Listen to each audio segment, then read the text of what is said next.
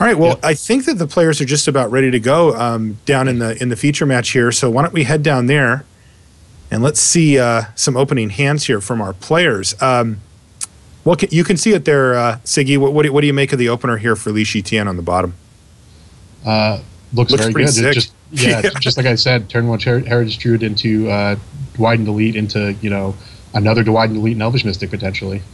Now, on the other side of the table, Reid Duke, who looks like he's going to be on the draw here, does have the Tarmogoyfs that you mentioned. In fact, he's got 2, and he even has a Maelstrom Pulse, which is another card that you mentioned is a way he can get ahead on cards here. How do you think these draws match up as the play begins here with Heritage Druid? I think it's Lee's going to be a heavy favorite here. The Goyf isn't good. The Goyfs aren't going to be big because he didn't start it off with a discard spell to pump them, and Shi's going to be able to cast a Collected Company on turn 3. It looks like with mana up. Nice deck. Yeah, huh? Yeah, exactly. Wow. So this turn he gets to go. He gets to play Dwynen's Elite and then play Dwynen's Elite and Elvish Mystic. Yeah, and in Mystic as well. Not a bad turn, too. This board state's going to be pretty hilarious by the time he's done. Look at this. Go. Yeah. A 1/2 Tarmogoyf, not really going to get it done, I don't think. Maelstrom Pulse is interesting, though. He's able to remove 2 of the creatures. This could be a game if Shi's Collected Company is, almost complete brick, but I still think that he's going to be heavily favored here against Reid. Yeah, it does feel like that. I mean, he did just make 8 power on turn 2, and spread out widely where, a single spot removal spell is not going to get the job done either. So, wow. Yeah, what a beating here. So, he's drawn an Elvish Mystic for the turn, and but he can use a Heritage Druid plus Elvish Mystic to play his Collected Company and try to hit. Now, is there any reason to do that now? Like, if he hits a Elvish Archdruid, is he looking to rumble here? If he hits a Lord or 2 Lords, he can get in a lot more damage. That said, I don't know if he wants to keep his creatures immune to, like, sorcery speed removal out of Reid. I don't have that much experience playing from his end. But, of course. But I think end stepping it seems a lot better here. I guess he can play an elf here too, right? So yeah, he's just gonna play an elf and then end step Collected Company, probably hit a Lord, and that probably will be game. Yeah, now Reid does have Maelstrom Pulse online. He's also got Liliana of the Veil, which looks pretty bad here. But the Pulse, the Pulse can take down both Dwynen's Elites. I don't know. I'm kind of with you on this one, Siggy. It just doesn't look like that's going to be enough here. No, it doesn't seem like it. Even if that is, it really depends on the Collected Company, though. If the Collected Company whiffs into just, 2 mana dorks or something, then Reid has a lot of creatures that he can put on the table with the extra Goyf, the extra Ooze. Okay. Start, defending his life total and taking control with Liliana if Shi's draws are subpar after that as well. All right. Well, this is going to be interesting then, because I think the crux of this first game is about to go on the stack on Reid Duke's end step here.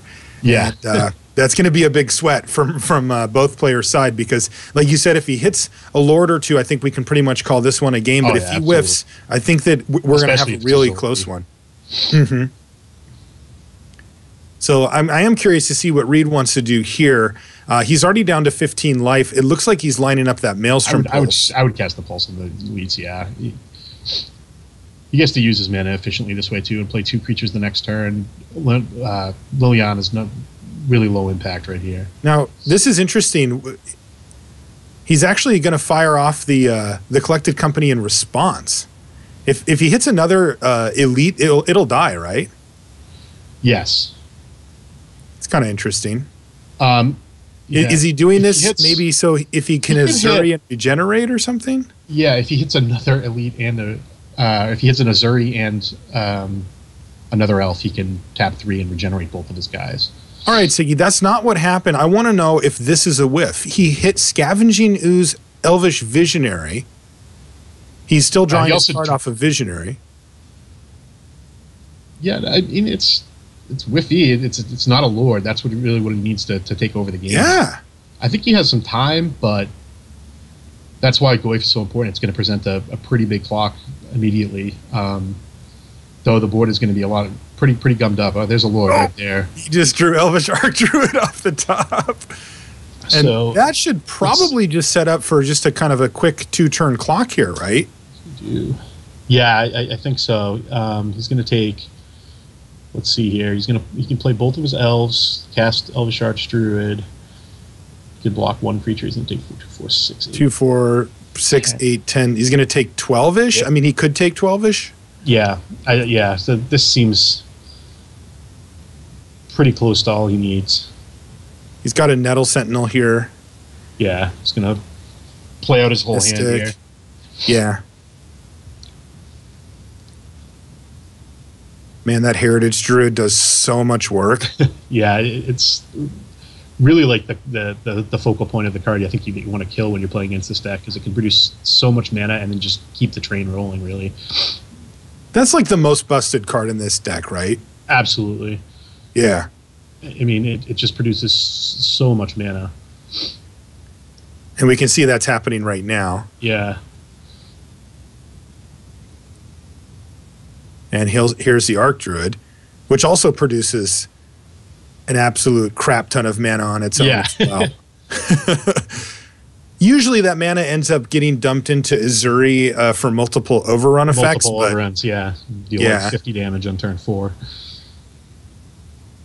Yeah, so he's going to get in for 10 here no matter what gets blocked, and that's assuming that he ships with the Scavenging Ooze.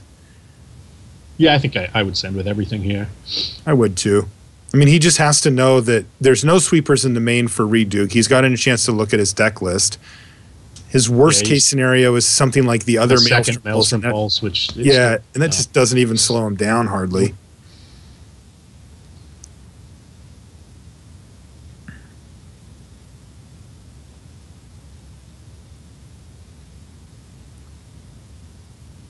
This is interesting. He's choosing. All right.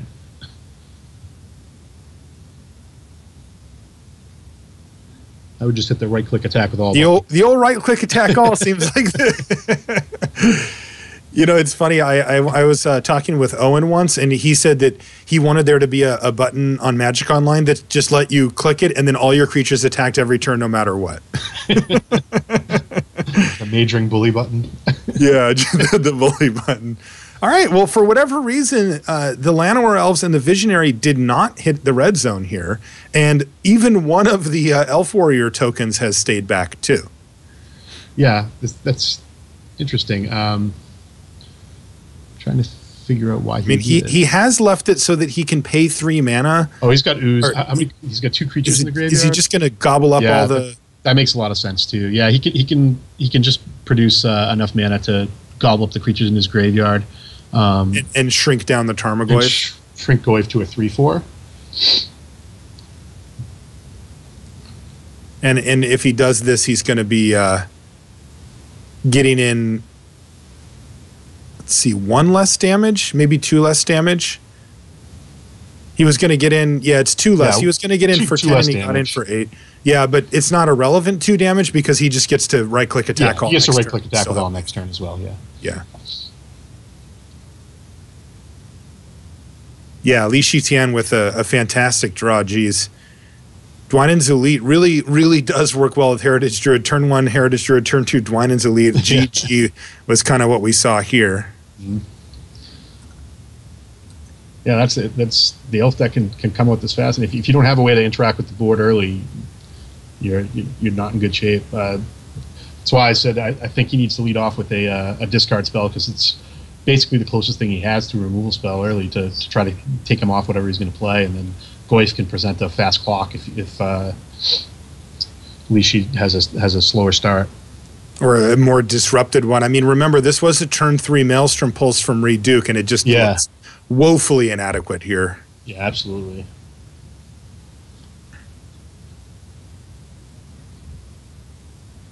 Let's see what he's doing here. He's shrinking the Goyf a little bit.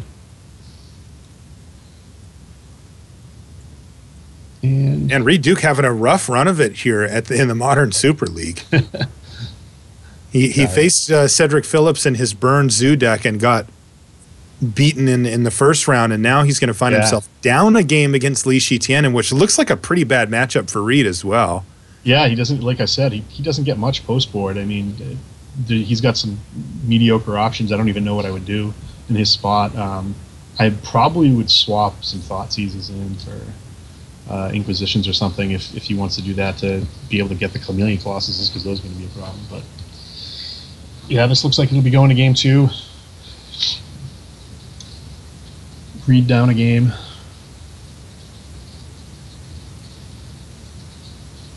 Scavenging Ooze gobbles up everything else in the graveyard, but this here is a lethal attack, and there's the old right-click attack all. Yeah.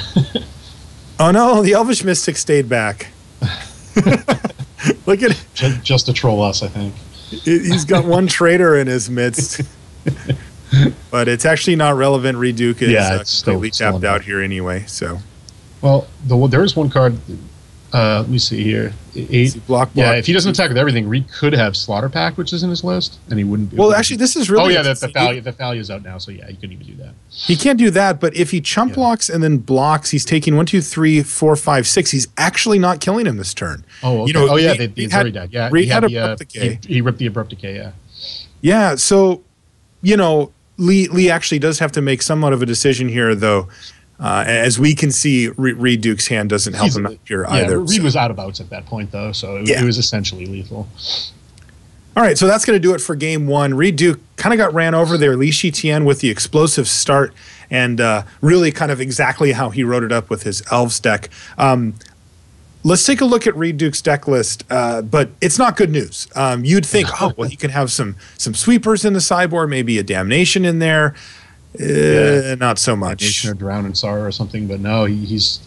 I mean, the closest thing he has to bring in is Thought Seizes that are going to, improve his Inquisitions, I guess, in terms of being able to deal with Chameleon Colossus. But the rest of the cards, it's just not that high impact. I mean, Batterskull. Batterskull. Maybe. What are the cards in his main deck that you want to see out? I definitely want all the removal. I would probably. Liliana is not very good. It's super clunky. Only gets like an elf token or something. So that's probably the card I would first want to take out. Oozes aren't terrific, but they're okay. Same with Kitchen Finks. These are just white noise basically. Lishi's going to go really wide, so all these cards just staring at him aren't going to really help.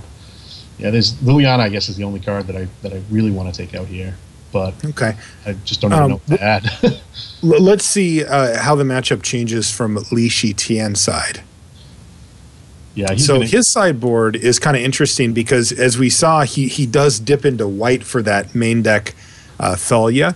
And he's also got a couple of burnt and forged tenders. They won't be relevant here, but he does get to. You see a Kataki there as well. But for this matchup, you mentioned the 3 Chameleon Colossus at the bottom. Is there anything else that he wants out of this sideboard? Spellskite a thing? Maybe Dismember. I don't know. I haven't played this side for Tarmogoyf. I haven't played this side of I haven't played this matchup at all.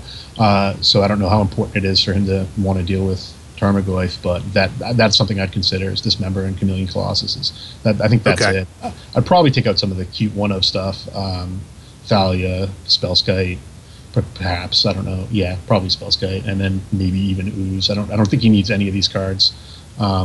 Ooze is okay, but I would definitely take out Thalia and Spellskite, I believe, and then maybe one of the other higher end spells since he's increasing his curve by adding all these Colossuses.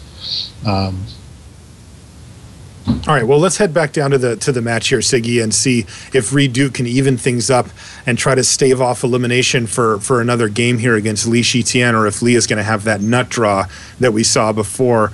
It looks like he's got a good draw, but maybe not quite as good as he did in the first game there, Shi Tian. Yeah, it looks like he's on 6 too. I see that, or we can't see the 7th card, but his hand is fine. I like Reid's hand. Oh, he's got a Chameleon Colossus. Oh, he's got a Chameleon Colossus as well. Okay. Yeah, just off of Chameleon Colossus. That's That's let me see what I would take here if I was on the Reid side. I might, yeah. So is Reid locked into taking it? I mean, that we know how much damage, or either that or Heritage actual, Druid. but the Heritage Druid in game 1 was really an all-star. We do have a decay for the Heritage Druid, so but I guess that can do that can get something else too. This is tough. I think I would err on the side of taking. Right? Yeah, I would err on the side of taking the Colossus for that reason. Especially, we're going to keep drawing cards off the Dark Confidant and whatnot. We can try to keep up with everything else he's playing, as long as we keep the Colossus off the table. But yeah, this is a tough call for Reid. It's the most troublesome card, or just attacking his curve. Let's see what he takes here. Yeah, he ends up on the Colossus. I agree with that. Yeah. I mean, yeah, the problem is that you can only disrupt his curve so much. And even if you do, what you're basically doing is saying, hey, let's play for a while. And by saying that, you're essentially ensuring that the Colossus is going to hit the table at some point, and you can't really beat it. So yeah, not right now. He would have to draw into another Thoughtseize off the Bob to be able to deal with it at all. Right. So here is Nettle Sentinel, turn 1 for Shi Tian. He just passes a turn back. He did draw a second copy of Heritage Druid for the turn. Yeah, I would just play Bob. You just bob it up here, right? Yeah. Absolutely. Now, this is a card we haven't talked yet about, Siggy, the Dark Confidant here. Yeah, how good is this? Does this give Reid enough card draw to actually be able to 1-for-1 effectively against what Lee's doing? I don't think so, no. Okay. There's not that many removal spells in Reid's deck, and some of them are just completely inefficient. Like Liliana, for instance, it's just not that inefficient of a removal spell. So he's only got a limited number of abrupt decays and everything. If he was playing the red and he had the bolts and or more dismembers or something, it would be a different story. But as you can see, is this a good turn? There's 4 creatures in play on turn 2. Is this what you call a good turn of Magic? Is it's going to draw him a card or two and then trade off, which is pretty useful, depending on. Ooh, wow, that's a great draw for Ooh. This is does upkeep too. He hasn't actually hit his regular draw step at this point either. So no, that's nice. Yeah, with the decay right in hand, I would take out the Heritage Druids and make sure that Shi can't play anything high impact if you drew a Collected Company or another Community Colossus. Which he did, by the way. Yeah. I guess he still can't off the Archdruid, fortunately, so he's kind of in a rough spot. Yeah, he's in a tough spot. I mean, Lee drawing that he did draw the Colossus is just brutal. But yeah, you got to figure that Maelstrom pulsing away both of the Heritage Druids makes a lot of sense. Yeah, for whatever reason, Reid has a stop on his upkeep here that he's pausing on, though. He still actually, again, has his natural draw step. There you go. It was a Slaughter Pact. That's big. Now he can take out. Wow. He can take out the Druids and the Archdruid. Leaving him with just 2 mana? Leaving him with just the 2 mana so the Colossus can't come out. Obviously, he doesn't know about the Colossus, so it might not be a line he takes. It seems kind of obvious to us from this end because we can see both hands, but I don't know if he necessarily wants to eat up his mana for the next turn, considering he has the decay as well already, and he can play a Bob and a decay to follow up after that. Oh, right. So, like, he might especially if he can next turn he wants to make 2 drops. Yeah, that is tempting. But it is also tempting to take your opponent from, however much mana he has now, 5, 8, 10, or whatever, down to 2. Oh, absolutely. So maybe he'll want to do that. I think he'll end up things get out of going hand. There, but he knows. But it's not obvious, is what you're saying. Yeah, absolutely. He's doing it. Yeah, Reid Duke. He's going to shut off the free-flowing mana on Shi Tian's side of the board here. Yeah. And even if it is slightly mana inefficient of a play. And pass the turn back here. Now it's Dwynen's Elite off the top here. for Shi Tian. But now that the 2 Heritage Druids are in the board, that elite doesn't look nearly as impressive. Oh, absolutely. I mean, is he just going to play the Visionary and just kind of hope I think I would play Visionary and try to hit a land drop here. Consider it. I guess attacking probably wouldn't be great. Making this trade wouldn't be great, but he might go ahead and do that. At least offer it. He's offering. It's pretty tempting from Reid's side, but given that he's got another Dark Confidant. Yeah, because he has another one. He doesn't take the bait though, and it looks like Shi Tian's just going to go with the Dwynen's elite. Yeah, that's a fair play. Reid's man is tied up for the next turn, so he can't develop his board at all. So we get a lot of power on the board against a low life total.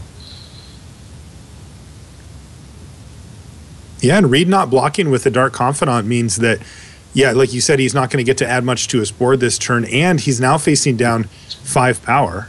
Ooh, he drew a Dismember and a Tasigur? Whoa. Luckily, he drew those in the right order, given the blob. Oh, yeah. Good point. Dodged a bullet there. He could have if he had decided to fetch, actually cast Dismember and Tasigur this turn. I don't know. Put him pretty low.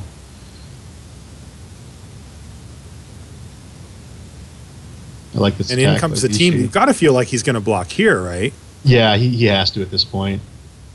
I wonder if he regrets not blocking. He's got decent control of the board. If Shi gets a land off here, this is going to be a pretty close game. Reid drew a Nettle Sentinel for the turn, but he's not casting it. He's going to cast a Visionary, so if he hits a land, he did, kind of. Not the best land, yeah, but it is a land. Yeah. So that Nettle Sentinel is going to stay at home for now. Nice and shiny. Nykthos Shrine to Nyx there. And here's Inquisition. Now, Reid really wouldn't have mind seeing a Thoughtseize there to take away the Colossus. He is going to nab a Nettle Sentinel, but he can't be super happy to see that the Colossus is just about ready to come down. Yeah, any land or a Heritage Druid. Definitely. And is he going to go Dark Confidant Tasigur here? Yeah.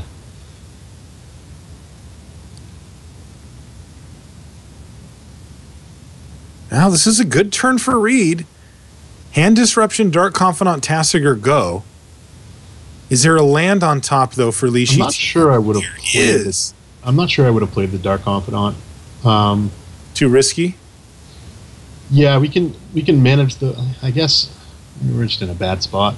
A terrible spot. Yeah, well, I think we're just... There you go. Dead. Take a look at Chameleon Colossus. For those of you that don't remember that Morningtide rare, Protection from Black is kind of the name of the game here. It also gives you a place to dump all of your mana, a little bit later, but that's going to be I think that's just GG, right? He gets to attack Confident, and that's all she wrote. Yeah, I guess the Bob's okay because it allowed him to draw, gave him an extra shot at a Goif if he did rip a land, which is the only thing that can block Chameleon Colossus. Or if Kitchen Finks is actually okay for that. Yeah. You can double block it. But as it stands, Brick City. Yep. That's going to be game, and Shi's going to advance, and Reid's going to be out. Wow. Man, this Elves deck is a nightmare. It is, especially, the list that Reid brought was not well tuned to beat it. Super brutal, too, because look at what his draw step was. Yeah. Thoughtseize. Is he going to activate Tasigur here? Yeah, probably in Desperate. I don't know. Does he have something that costs green that can actually block Colossus? He does, actually. Oh, but he also hit an Abrupt Decay. Yeah. Oh, man, if it was land, Noble Hierarch, he could have drawn it and lived the turn. It would take a lot of runners for him to get out of it, though. Yeah. It would have. But he almost drew out the game another turn. As it stands, though, Shi Tian has but to attack.